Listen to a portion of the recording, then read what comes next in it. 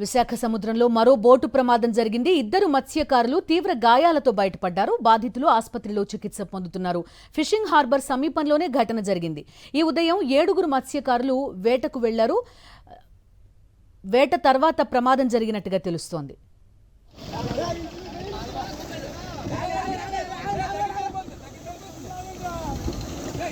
మరింత సమాచారం మా ప్రతినిధి అనిల్ అందిస్తారు.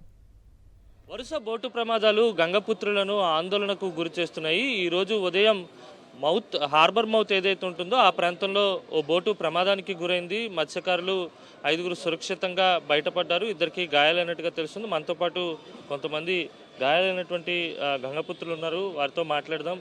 నాకు సడన్గా అవుతుంది మనకు తెలియదు. నాయ వచ్చి తరచి కొడిసింది. తరచి కొడగానే 5 నుంచి బయటకు వస్తారు. మా ఇద్దరు నుంచి రాళ్ళు చిక్కిపోయాం. 2 నెట్లు పోయాయి.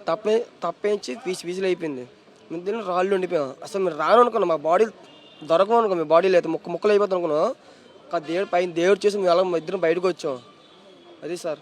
మరి మీరు ఎలా బయటకు వచ్చారు? మిమ్మల్ని ఎవరు తీసుకొచ్చారు? పక్క బోట్ ఉన్నారు సార్, వాళ్ళు తీసుకొచ్చారు సార్. పక్కన ఉన్నారు, ఒక బోట్ ఉంది, వాళ్ళు తీసుకొచ్చారు. ఎవరు మీరు తీసుకొచ్చారా? మీకు ఎప్పుడు సమాచారంగా రెండు కలిసే వెళ్తాయి, రెండు ఆపోజిటే. వీళ్ళు ఈ సమయానికి ఎప్పుడైతే ఈ తల అనుకోకుండా వచ్చిందో మేము కూడా వల ఎత్తుకు వెళ్ళిపోవడానికి వీళ్ళు రాయిల్లోకి వెళ్ళిపోయేసరికి రాయిల్లోకి వెళ్ళిపోయారు. ఎలాగరా అని చెప్పి వీళ్ళ తర్వాత మేము వెళ్ళాల్సింది నెక్స్ట్ లైన్లో మేము ఉన్నాం. ఈ సైడ్కి మేము సైడ్ అయిపోయాం. ఒక బోట్లోని ఒక వల రెండు వలలు ఇంజను బోటు పోయింది. సరే మేము సైడ్ అయ్యాం. వీళ్ళు అప్పటికి వచ్చానంటే వీళ్ళకి ఏం చేయాలో తెలియదు. రాయల మధ్యలో ఉండిపోయారు. ఈ తెర కొట్టినసరికి ఇలా పైకి వెళ్ళి మనుషులు పడే విధానం అయితే లైవ్లో చూస్తే నాకు కంట్లో నీరు తిరిగింది. అంత ఏడ్చాలి అనిపించింది. అంత దారుణంగా పడరు. మా తాతల కాడి నుంచి మా జీవన ఉదాహరణ ఇదే. మా జీవనం అనేది ఇదే తాతల కాడి నుంచి. ఇప్పటికి ఈ ఆస్తి మొత్తం పోయింది, ఒక తప్ప మిగిలింది. మొత్తం 10 లక్షలు, ఇప్పుడు 7 లక్షలు పోయింది. దీనికి ఎవరైనా మాకు ఒక సాయం చేస్తారు. హార్బర్ నుంచి బయటికి వెళ్ళేటువంటి క్రమంలో అంత పెద్ద ఎత్తున అలలు ఉంటాయా, లేకపోతే సముద్ర వాతావరణం ఈ రోజు అలా ఉందా ఏంటి? ఈ మధ్యలోనే చాలా దారుణంగా ఉంది. మా జీవితంలో ఎప్పుడు ఎక్కడ చేస్తాం అనుకోకుండా ఇంత దారుణంగా ఎందుకు జరిగిందో మాకు కూడా తెలియదు. మా యొక్క చిన్న పెద్దనల్లులు, మా నాన్న పెద్దోడు, వీళ్ళకి ఇంత నష్టం జరిగింది కదా, ఎవరైనా ఒక కొత్త సాయం చేస్తారని మేము అనుకుంటున్నాం. ఎందుకంటే వీళ్ళని నమ్ముకొని 15 మంది ఉన్నారు. బోర్డు తిరగబడిపోయే క్రమంలో అంటే నేను ముర పైన ఉన్నా.